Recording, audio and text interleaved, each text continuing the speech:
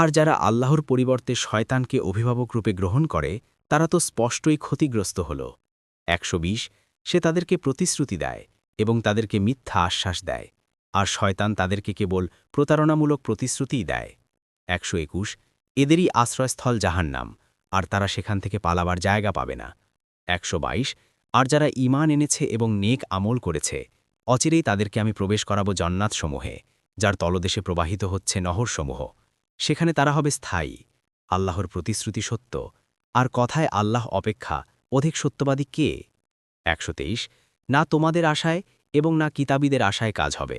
যে মন্দ কাজ করবে তাকে তার প্রতিফল দেয়া হবে, আর সে তার জন্য আল্লাহ ছাড়া কোনো অভিভাবক ও সাহায্যকারী পাবে না।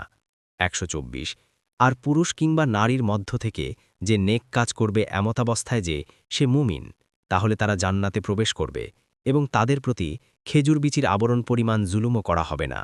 125 আর দিনের ব্যাপারে তার তুলনায় কে উত্তম, যে সৎকর্মপরায়ণ অবস্থায় আল্লাহর কাছে নিজকে পূর্ণ সমর্পণ করল এবং একনিষ্ঠভাবে ইব্রাহিমের আদর্শ অনুসরণ করল, আর আল্লাহ ইব্রাহিমকে পরম বন্ধুরূপে গ্রহণ করেছেন। 126 আর যা আসমানসমূহে আছে এবং যা আছে জমিনে সব আল্লাহরই।